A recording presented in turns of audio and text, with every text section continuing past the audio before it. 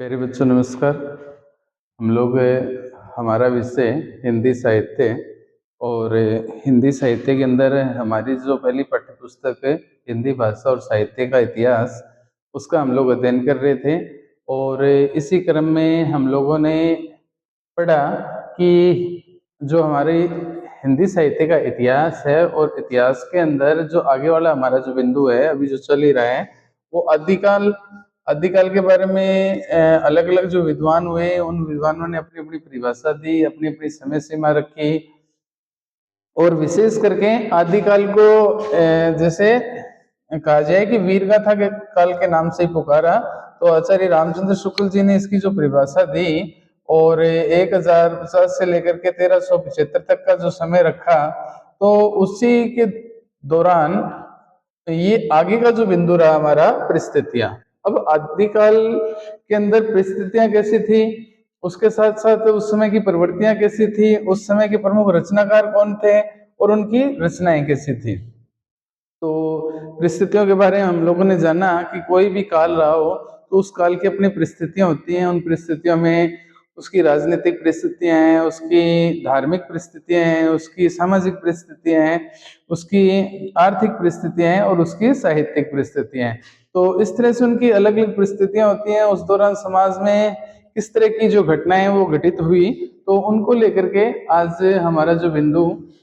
हल्का सा हमने कल भी जिक्र किया था। तो पहला ही जो बिंदु है वो हमारा परिस्थितियों के चलते राजनीतिक परिस्थितियां। तो अमुक राजा कोई भी शासक रहा हो तो उस राजा की जो राज व्यवस्था है वो राज व्यवस्था किस प्रकार की रही, उसकी न्याय प्रणाली कैसी रही, उसके जो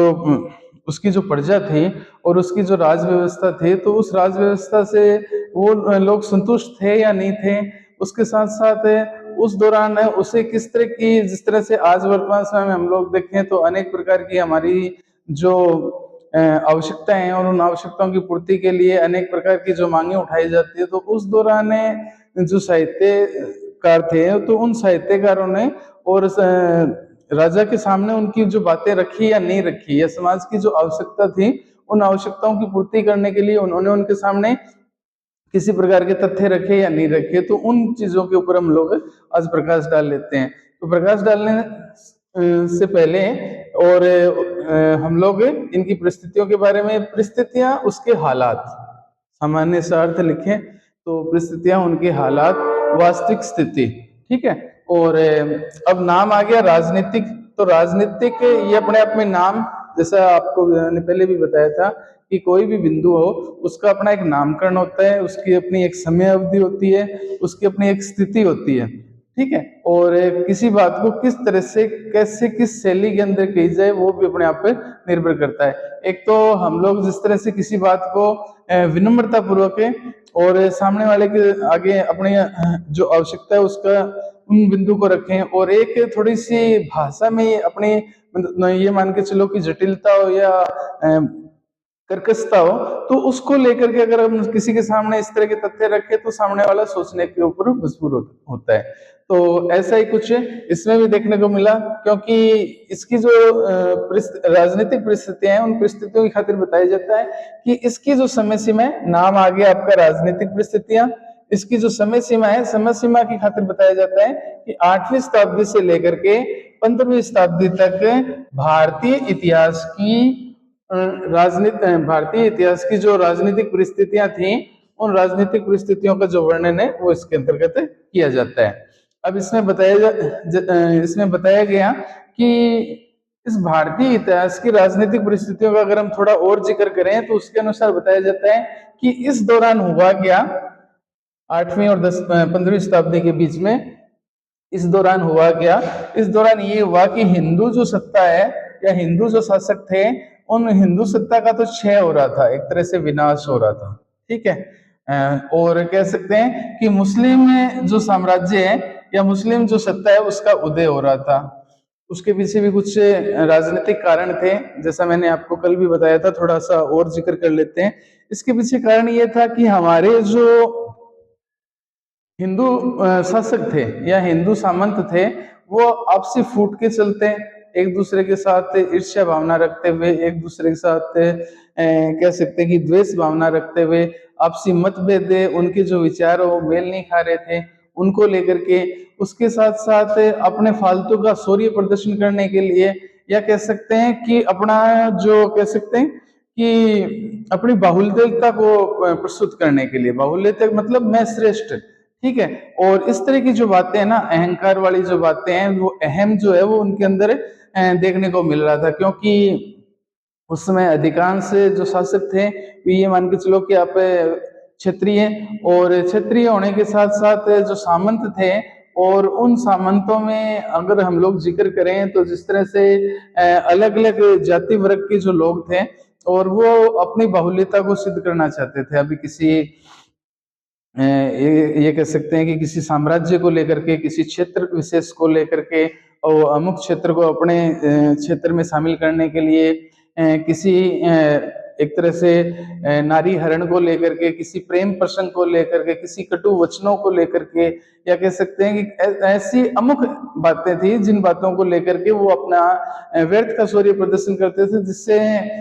जान मान की क्षति तो होती थी, उसके साथ साथ उनकी वो कह सकते हैं कि आपसी फूट के चलते बाहरी आक्रामकता वो उनसे एक तरह का फायदा उठा रहे थे। तो इसी क्रम में बताया गया है कि इसमें क्या है कि हिंदू सत्ता जो है,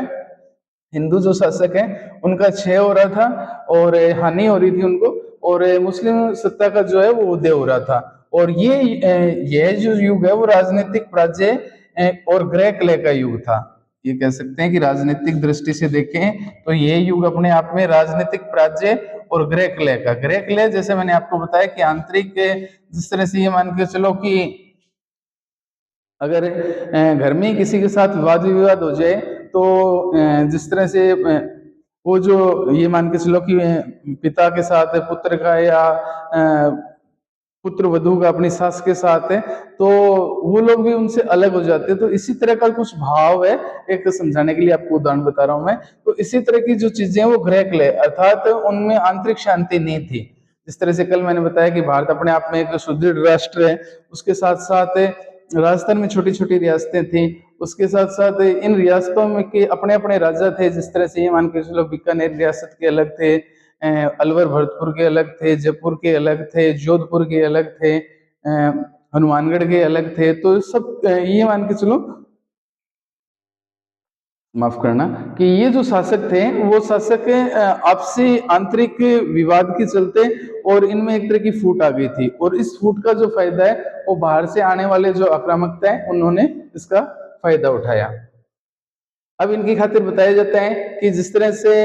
ये जो युग था वो युग राजनीतिक पराजय और गृह कलह का युग था। इसमें ये जो समाज है वो अंतर्हित हो गई थी, और उसके साथ साथ ये खंड खंड होकर के टुकड़ों में बट करके रह गया था। अब इसकी खातिर बताया जाता है कि यहाँ सिर्फ जो पहले गहरवार, चौहान, चंदेल, परिहार ऐसे अनेक राजपूत राजा थे, और वो राजा अपने ही राज्य के प्रभाव की वृद्धि के लिए परस्पर अनावश्यक शौर्य का प्रदर्शन करने के साथ साथ खुद तो युद्ध करते ही करते थे, उनके साथ साथ बीच बीच में कहीं कोई मुस्लिम शासक आ गया तो उनके भी हमले होते रहते थे। तो इन सब के चलते और ये दिखाया गया कि ये अपने आप में एक तरह से राजनीतिक पराजय का जो युग है हो रहा। अब इनकी खातिर बताया जाता है कि एक दृष्टि, जैसे मैंने अभी आपको बताया कि भारत अपने आप में एक सुदृढ़ राष्ट्र था। हालांकि भारत का जो उत्तरी क्षेत्र है और उत्तरी भारत के ऊपर बताया जाता है कि मिहिर भोज नामक एक शासक हुए, उन शासक का राज था। जबकि दक्षिण भारत के अंदर एक राष्ट्रकूट वंश के जो शासक हुए, और उन्होंने क्या है कि राज शक्ति के बिखरे हुए सूत्रों को एक सूत्र में करने का प्रयास किया। तो यहाँ उत्तर भारत और दक्षिणी भारत है। यहाँ उत्तर भारत और दक्षिणी भारत के अंदर तो देखा जाए तो उत्तर भारत के अंदर तो हमारे मीर भोज आ गए, और दक्षिणी भारत के अंदर एक राष्ट्रकूट वंश के शासक रहे। किंतु ये जो पश्चिमी क्षेत्र है, इस पश्चिमी क्षेत्र के अंदर जो, जिस तरह से मैं राजस्थान का नाम लूं और या गुजरात का नाम लूं, तो यहाँ पश्चिमी क्षेत्र के अंदर है, ये कह सकते हैं कि ये जो गलियारा वो एक तरह से खुला रह गया। और यहाँ ये जो अभी थोड़ी देर पहले मैंने आपको बताया कि ये जो राजपूत शासक हैं, उनका व्यर्थ का शौर्य प्रदर्शन और बीच बीच में जो मुस्लिम शासक हैं उनके हमले और इनकी आपसी फूटने, और इस गलियारे से जिस तरह से अफगान के रास्ते होते हुए या कह सकते हैं कि हनुमानगढ़ बीकानेर का ये जो क्षेत्र लगता था, तो ये लोग क्या है कि उनको सिंध पार के लोग कहते थे, तो इनके साथ इस गलियारे से आकर के उन लोगों ने क्या है कि दिल्ली तक की जो सल्तनत है उस पर अपना साम्राज्य स्थापित किया। तो देखा जाए तो एक दृष्टि से देखें तो इसका सारांश ये निकलता था कि अपना जो हिंदी साहित्य है, अपना जो हिंदी साहित्य है वो हिंदी साहित्य का जब अभ्युदय हो रहा था, हिंदी साहित्य की जो शुरुआत हो रही थी, तो उसकी खातिर कहते हैं कि जिस समय हमारे हिंदी साहित्य का अभ्युदय हो रहा था वो अपने आप में एक तरह से लड़ाई और युद्धों का समय था। कहने का मतलब इस आदिकाल के दौरान और इस ये जो समय दिखाया गया, इस समय के अनुसार बताया गया कि उस समय क्या है कि ये जो समय था वो अपने आप में एक तरह से लड़ाई और युद्धों का जो समय था, इसीलिए बताया जाता है कि आदिकाल की जो रचनाएं हैं वो रचनाएं अपने आप में वीर गाथाओं की, वीर गाथा के नाम से इसलिए प्रचलित रहा वो क्योंकि इन वीरों की जो गाथाएं हैं उनका वर्णन देखने को मिला, या कह सकते हैं इसको जिस तरह से रसो काव्य कहा गया, तो उसमें उसकी राजनीतिक और सामाजिक सांस्कृतिक जो स्थितियां थी उनका जो वर्णन है वो हमें देखने को मिला। तो एक बात हुई, उसके पश्चात वो कहते हैं कि किंतु अब पश्चिमी द्वार पर जरूर ये जो मुस्लिम शासक है वो दस्तक दे रहे थे, किंतु वो कहते हैं कि उस समय भारत के पश्चिमी द्वार पर मुस्लिम आक्रमणकारियों ने दस्तक देना शुरू कर दिया था। तब वहां के वहां के ब्राह्मण राजा जिनका नाम दाहिर है, उन्होंने आपसी फूट के चलते, घरेलू फूट के चलते, घरेलू हिंसा के चलते, और उन्होंने उनके साथ एक घमासान युद्ध किया। ये जो बाहरी आक्रामकता आ रहे थे उनके साथ उन्होंने एक तरह से बाहरी युद्ध किया, हालांकि उनको पराजित होना पड़ा उनसे लोहा लेते हुए, किंतु पराजित होने के साथ साथ उस पराजय को वो क्या है कि बर्दाश्त नहीं कर सके, और उन्होंने अपने आप को क्या है कि अग्नि में जला करके और आत्मसर्ग कर लिया। ठीक है, मतलब उस क्षति को वो बर्दाश्त ही नहीं कर सके। तो इस तरह से बताया जाता है कि धीरे धीरे जो हिंदू सत्ता थी उसका अंत हो रहा था, मुस्लिम सत्ता का उदय हो रहा था। उसके साथ साथ सत्ता का मतलब यहाँ से सिर्फ ये जो बाहरी आक्रामकता आ रहे हैं उनको लेकर के, ठीक है। उसके बाद बताया जाता था कि ये जो मुस्लिम शासक है वो अपनी विजय विजय की मंत्र में, अर्थात कह सकते हैं कि हम लोग जीत गए, या हमारा जो रास्ता है वो थोड़ा सा अब सरल हो गया क्योंकि इस क्षेत्र के राजा को हम लोगों ने हरा दिया, और अब हम क्या है कि जो आगे की जो गद्दी है या आगे का जो मार्ग है वो हमारे लिए सही रहेगा। किंतु या फिर वो कहते हैं कि विजय मद में मस्त होकर मुस्लिम सेना आगे बढ़ी तो चालुक्य नामक की सेना ने उसे बुरी तरह से परास्त कर दिया। अब यहाँ जो दूसरे सामंत या शासक जो रहे और एक तरह की चालुक्य सेना जो रही, उन्होंने उसको पूरी तरह से पराजित कर दिया। तो ये एक राजनीतिक परिस्थितियां रही। अब राजनीतिक परिस्थितियों के चलते बताया जाता है, क्योंकि इसकी जो समय सीमा है 8वीं से 15वीं शताब्दी तक की बताई गई, जबकि यहाँ 10वीं जो शताब्दी है, 10वीं शताब्दी जैसे हम लोगों ने कल भी जिक्र किया था, तो यहाँ 10वीं शताब्दी के अंदर बताया गया कि गजनी के एक सुल्तान जिनका नाम है मोहम्मद गजनवी, और उन्होंने भारत पर 18 बार आक्रमण किया। 18 बार आक्रमण करने से हर बार वो भारत को क्षत विक्षत करते चले गए। कहने का मतलब यहाँ से अपार संपत्ति कह सकते हैं कि लूट करके और वो लेकर के गए, और ये धनराशि लूट करके लेके गए। हीरे मोती जो जवाहरात प्राचीन समय में जिस तरह से आभूषण वस्तुएं हुआ करती थी, खाद्य वस्तुएं हुआ करती थी, ऐसी बहुत सारी जो भौतिक वस्तुएं उनको वो यहाँ से और बाहर लेकर के गए। तो इसी तरह से बताया गया कि 10वीं शताब्दी में गजनवी के सुल्तान मोहम्मद गजनवी ने भारत पर 18 बार आक्रमण किया, और वह हर बार देश के अंदर मतलब अपार धन राशि है वो लूट करके यहाँ से लेके गया। फिर बताया जाता है कि इसी गजनी के जो दूसरे सुल्तान हुए, और दूसरे सुल्तान होने के साथ साथ ये कह सकते हैं भारत के अंतिम में हिंदू राजा पृथ्वीराज चौहान, उनको भी गौरी ने मोहम्मद गोरी जो शासक हुए, उन मोहम्मद गोरी ने उन्हें क्या है कि एक तरह से हरा दिया, और हरा देने के पश्चात बताया जाता, माफ करना, हरा देने के पश्चात हुआ क्या कि एक बार पृथ्वीराज की विजय हुई और दूसरी बार गोरी की विजय हुई, और उन्होंने इनको बंदी बना लिया। तो इस तरह से जो है वो मुगल साम्राज्य एक तरह से भारत के अंदर स्थापित होता चला गया। तो ये जो चीजें हैं वो हमें देखने को मिली। उसके साथ साथ बताया जाता था कि वैसे देखा जाए तो यहाँ एक हिंदू शासकों के अंदर हर्ष की मृत्यु के पश्चात यहाँ पूरी तरह से एक तरह पहले मुगल साम्राज्य के साथ साथ मुस्लिम साम्राज्य की जो नींव है वो रखी गई। तो इस तरह से भारत के अंदर ये कह सकते हैं, या आदिकाल के अंदर या हिंदी साहित्य के अंदर राजनीतिक जो परिस्थितियां हैं, उन राजनीतिक परिस्थितियों के चलते और ये चीजें हमें देखने को मिली। अब इसी क्रम में देखें तो इसी क्रम में देखने के साथ साथ ये चीजें हमें देखने को मिली, माफ करना, कि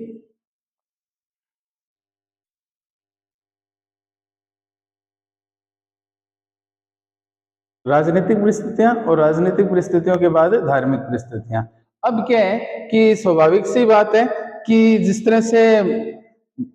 इसमें राजनीति के चलते मुस्लिम साम्राज्य जो है वो स्थापित हो गया था। तो यहाँ एक तरह से धर्म में भी एक तरह का भेदभाव, या कह सकते हैं कि जाति को लेकर के या इनको लेकर के, तो उसमें भी क्या है कि जो बदलाव और टकराव वो देखने को मिला। प्राचीन समय क्या था कि जिस तरह से हमारी जो राजनीतिक परिस्थितियां हैं, उस राजनीतिक परिस्थितियों के चलते और अगले जो परिस्थितियां आई वो आई अपनी धार्मिक। तो धार्मिक परिस्थितियों के अंदर बताया जाता था कि जिस तरह से धर्म के क्षेत्र में भी राजनीति की भांति अराजकता और स्वेच्छाचारिता का जो बोलबाला था, वो चीजें हमें देखने को मिली। क्योंकि जो ये जो धर्म से संबंधित बातें करें हमें, तो धर्म को लेकर के प्राचीन समय के अंदर जिस तरह से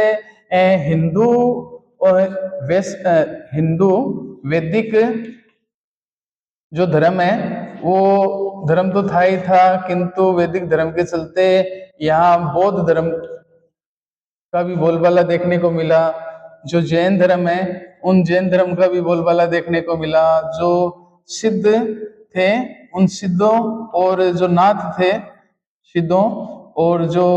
नाथ संप्रदाय के जो लोग थे, उन नाथ संप्रदाय का भी धर्म का भी बोलबाला है वो देखने को मिला। और उसके साथ साथ इन सब के ऊपर एक तरह से जो मुस्लिम या इस्लाम, तो इस धर्म ने इन सबको क्या है कि पीछे छोड़ दिया। उसके पीछे भी एक कारण था। उसके पीछे कारण क्या था कि जो हमारा वैदिक धर्म है वो तो पहले ही क्या है कि अपनी एक मान के चलो कि एक तरह से और अपना प्रभुत्व खो चुका था। उसके पीछे कारण क्या था कि जिस तरह से अपनी हिंदी भाषा है, हिंदी भाषा के अंदर जिस तरह से संस्कृत, पाली, प्राकृत, अवट और अपभ्रंश थे, इसी तरह से क्या है कि वैदिक धर्म के ऊपर बौद्ध धर्म का जो प्रभाव है वो देखने को मिला। जो बौद्ध धर्म के एक तरह से धर्म अनुयायी थे, तो इन धर्म अनुयायियों ने उनमें क्या है कि हीनयान, महायान, वज्रयान और मंत्रयान आदि अनेक ऐसे जो भाव है, या कह सकते हैं उनका जो प्रभाव है वो हमें देखने को मिला। तो इसके चलते चलते और यहाँ धीरे धीरे वैदिक धर्म और पौराणिक धर्मों की भांति जैन धर्म और बौद्ध धर्म और इसमें जो अनेक प्रकार के जो विकार है वो इसमें देखने को मिले। इसके साथ साथ यहाँ हुआ क्या, और भी कारण क्या रहा इसका, उसके पीछे कारण ये रहा कि यहाँ जो बौद्ध और जो जैन धर्म वाले थे, उनके ऊपर क्या है कि सेव और शाक्त जिस तरह से नाथों के अंदर था, ये सेव और शाक्त, सेव का अर्थात भगवान शिव जी से है और शाक्त का अर्थ है वो शक्ति से। तो उन लोगों में वो चीजें देखने को मिलती थी। अब धर्म के नाम पर, वैसे सामान्य सी बात की जाए तो धर्म के नाम पर ये जो हिंदू जनता है उस हिंदू जनता को ये बौद्ध धर्म के अनुयायी, उसके साथ साथ नाथ संप्रदाय के और जैन मुनि जो थे, वो क्या है कि एक तरह से जनता को एक तरह से लूटा करते थे। लूटने का मतलब क्या था? लूटने का मतलब ये था कि वो लोग क्या है कि एक तरह से ये जादू टोने, तंत्र मंत्र, या कह सकते हैं कि कुछ ऐसी क्रियाएं किया करते थे चमत्कारिक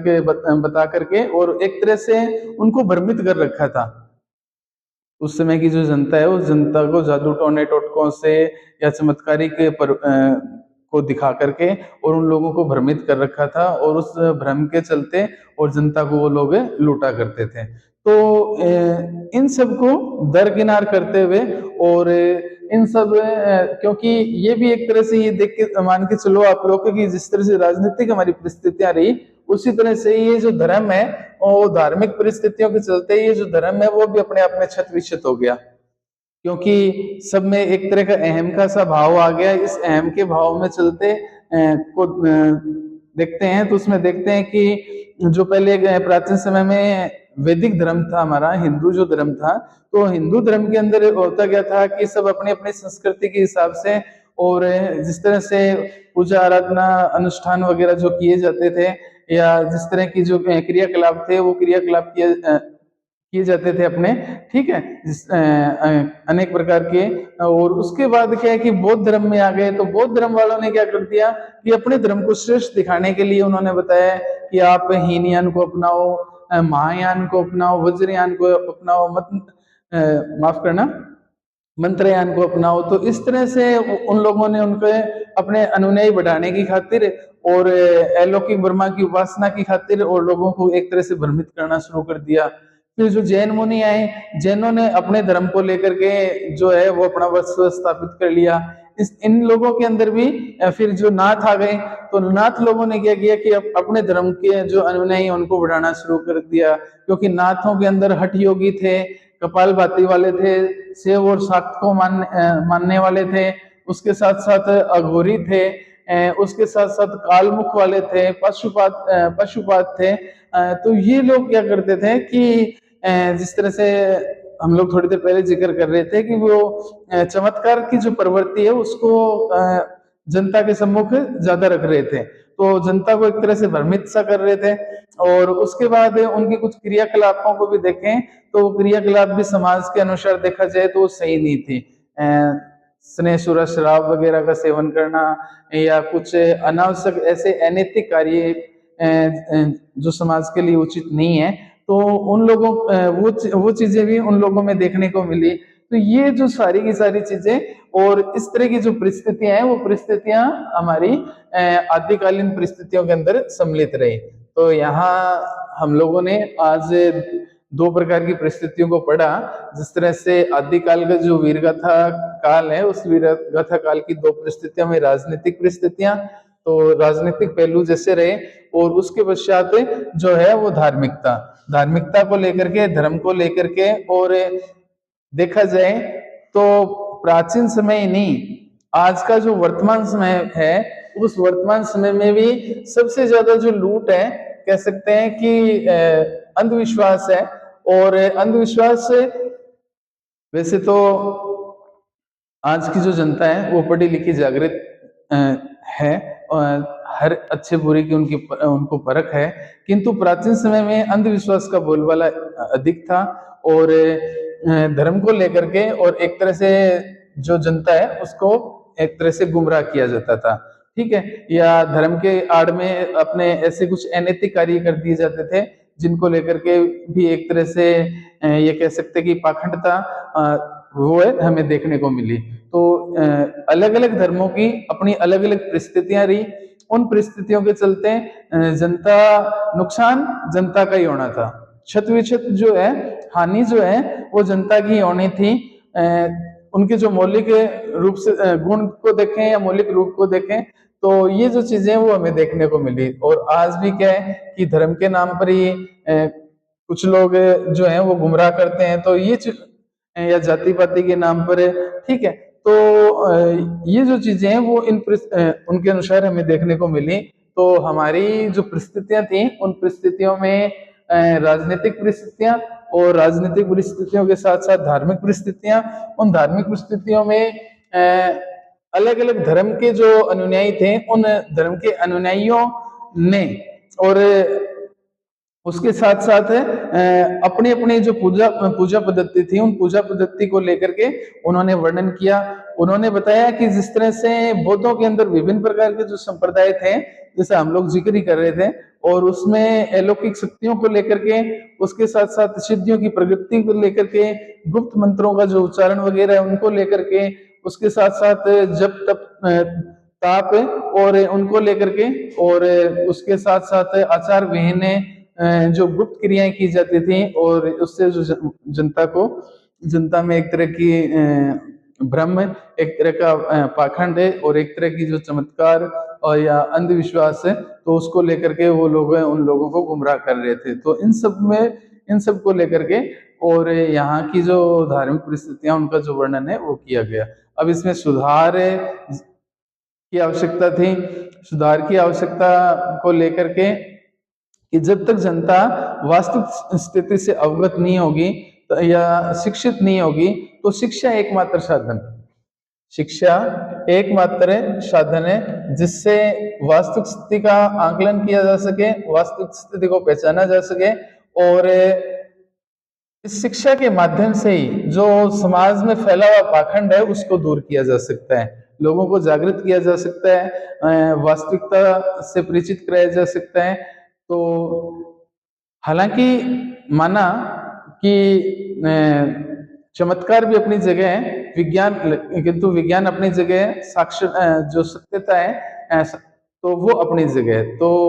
इन सब चीजों को लेकर के यहाँ अलग अलग परिस्थितियों का जो वर्णन है हम लोगों ने पढ़ा, जिसमें राजनीतिक और धार्मिक परिस्थितियों को पढ़ा। कल हम लोग इन्हीं की जो 3 परिस्थितियां और बच गई, आर्थिक, माफ करना, सामाजिक, आर्थिक और धार्मिक, तब जाकर के आदिकाल की जो परिस्थितियां वो पूरी होंगी। क्योंकि राजनीति को तो हम लोगों ने देखा कि राजनीति जो है वो एक तरह से बंटवारे का काम कर रही है, क्योंकि राजनीति के चलते दो अलग अलग विचारों वाले जो व्यक्ति हैं वो एक साथ नहीं रह सकते। जिस तरह से एक म्यान में 2 तलवार नहीं रह सकती, उसी प्रकार क्या है कि अलग अलग विचार के जो व्यक्ति हैं वो एक साथ नहीं रह सकते। जो सत्ता परिवर्तन है, वो सत्ता परिवर्तन के पीछे कारण यही रहता है कि लोगों की आपसी सोच और आपसी जो विचारधारा है वो उनसे मेल नहीं खाती, तो उसको लेकर के वो लोग अपनी अलग पार्टी, अलग सत्ता या अपना प्रभुत्व स्थापित करने के लिए अलग अलग जो प्रोपगंडे अपनाते हैं। तो यहाँ भी कुछ इसी प्रकार का जो भाव है वो हमें देखने को मिला कि यहाँ हिंदू सत्ता की अपनी कमजोरियां रही। स्वाभाविक सी बात है कि कोई व्यक्ति आपसी फूट के चलते, जैसे मैंने आपको कल भी बताया था कि शिवाजी महाराज की जो कविता, उनमें देखने को मिला कि आपसी फूट से हिंदुस्तान टूटे थे। इन्होंने क्या है कि अपनी फूट के चलते और बाहर से आने वाले जो आक्रामकता थे उनको एक तरह का रास्ता दे दिया आगे जाने के लिए। तो यहाँ एक दृष्टि से देखें तो ये जो भाव है वो हमें देखने को मिला। तो इसी तरह से धर्म को लेकर के, इसी तरह से राजनीतिक परिस्थितियों को लेकर के, अब समाज की स्थिति कैसी थी, जब समाज में इस तरह के बदलाव देखने को मिलेंगे तो स्वाभाविक सी बात है कि समाज की स्थिति भी दयनीय ही होगी। तो समाज की स्थिति को लेकर के, परिस्थितियों को लेकर के, उस दौरान उनकी जो आर्थिक व्यवस्था को लेकर के और उनकी जो धार्मिक परिस्थितियां उनको लेकर के, उनकी जो चर्चा है हम लोग कल कर लें।